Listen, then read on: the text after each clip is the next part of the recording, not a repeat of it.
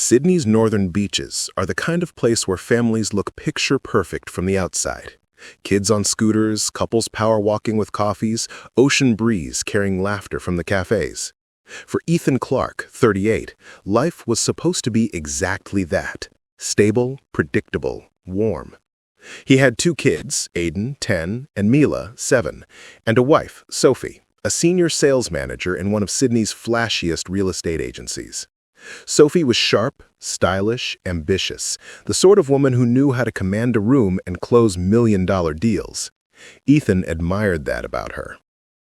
From the outside, they looked like a dream couple. Instagram made sure of it. Sunset beach photos, matching Christmas pajamas, smiling brunch selfies. People commented, "You two are goals, perfect family." Ethan would smile politely, but deep down he hadn't felt truly connected to Sophie in years. Something had shifted.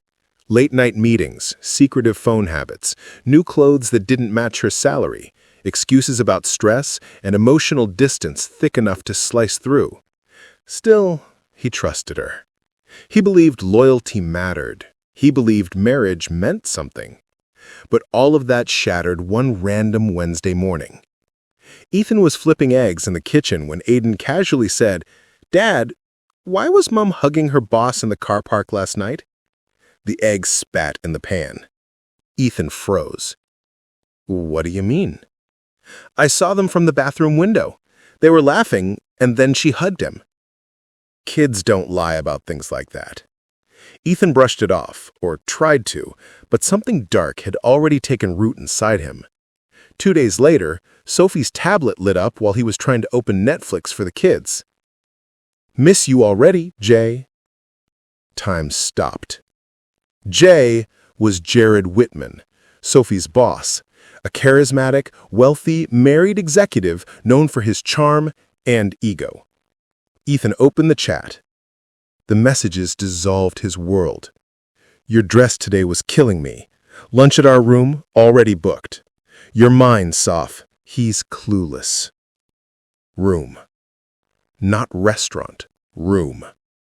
Photos, voice notes, dates that matched Sophie's late meetings. His entire marriage had been a stage play, and he'd been the idiot in the front row applauding. When he confronted Sophie 2 days later, she tried to deny it, then cried, then spun every excuse in the book. But Ethan had already shut down emotionally. He told her to move out. She begged. He didn't budge. And then Ethan made one decision that changed everything. He messaged Jared's wife, Emily. And the story truly began. Emily replied in 30 minutes. Her voice on the phone was sharp, steady, the voice of a woman who'd suspected something but didn't want to believe it. They met in a neutral bay cafe. Emily walked in wearing a corporate blazer, hair tied back, holding herself with the kind of quiet strength you only see in people who've been hurt before. They exchanged evidence. Dates matched, hotel bookings matched, patterns matched like a puzzle.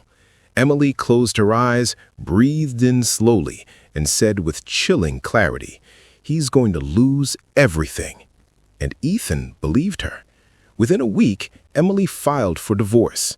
No tears, no yelling, just clean, sharp action. She also lodged a professional misconduct complaint. Jared's company had a strict no relationship with subordinates policy. An investigation started. Sophie's company caught wind too. Rumors spread. Both cheaters panicked. Sophie sent Ethan emotional essays. Jared blew up Emily's phone with rage. Ethan and Emily started exchanging updates, then jokes, then late-night conversations. On a random Thursday evening, Emily texted, "Imagine how pissed they'd be if they thought we were seeing each other."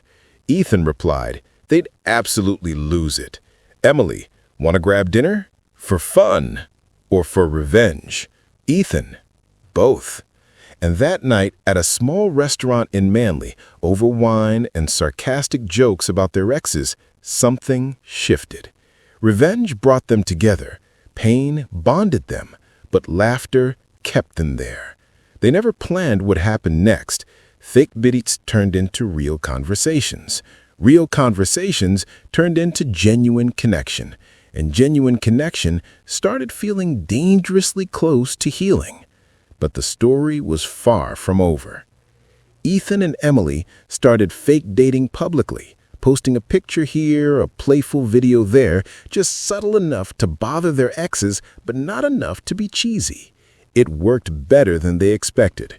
Sophie called Ethan screaming, "You're embarrassing me! Stop parading around with her!"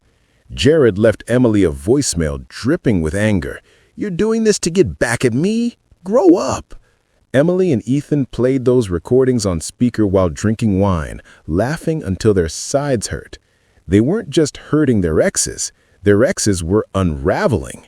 Sophie became reckless at work, snapping at clients, missing meetings, gossip spreading like wildfire.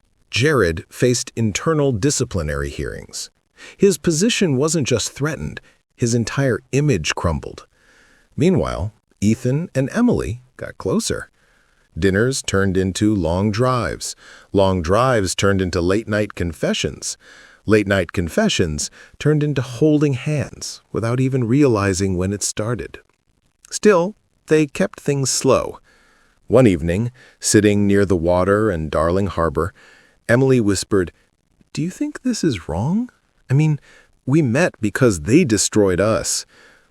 Ethan looked at her, the woman who'd helped him heal more in 2 months than his marriage had in 3 years.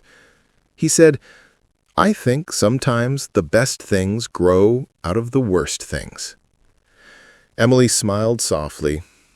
Something real was forming, something dangerous, something beautiful. But their exes weren't done causing chaos. After Ethan and Emily publicly posted a photo from a beach day, Sophie snapped. She left a voice message for Ethan, an ugly, bitter one, threatening to make his life hell, threatening custody, threatening to go after Emily, spitting venom. She didn't realize Ethan saved everything. Emily listened to the voicemail and said, "Ethan, this is a threat. You should take this to the police." They did. A protective order was issued. Sophie was summoned. HR found out. Her job hung by a thread. Emily whispered to Ethan outside the station, "She's doing this to herself." At the same time, Jared's company formally terminated him for misconduct. His reputation, gone. His finances, wrecked by divorce and settlements. And the cheaters? They weren't together anymore either. Turns out loyalty built on betrayal doesn't last. Meanwhile, Emily and Ethan, they were building something real, something safe, something warm, something honest. After nearly a year of slow growth, shared weekends, blended family dinners, and countless moments of quiet understanding, they finally made a decision. They moved in together. Emily became a stay-at-home stepmom to Ethan's 2 kids, while Ethan stepped up for Emily's 3. 5 kids, 1 household. Chaos, but good chaos. They made a cohabitation agreement instead of marrying because child support and alimony arrangements didn't allow marriage without financial consequences. But they didn't mind. They already felt like a family. And nothing enraged Sophie and Jared more. Years later, Ethan often thought about how strange life was. He lost a marriage and found peace. He was betrayed, but became stronger. He was broken and met someone broken in the same way. Together, they built something better than they ever imagined. Their kids flourished. Emily's warmth filled the house. Ethan's steadiness grounded their new life. Their exes? Still angry, still bitter, still throwing occasional messages into the void. But those messages meant nothing. The cheaters destroyed their own lives. Ethan and Emily rebuilt theirs. One quiet evening, while watching the kids play in the backyard, Emily leaned her head on Ethan's shoulder.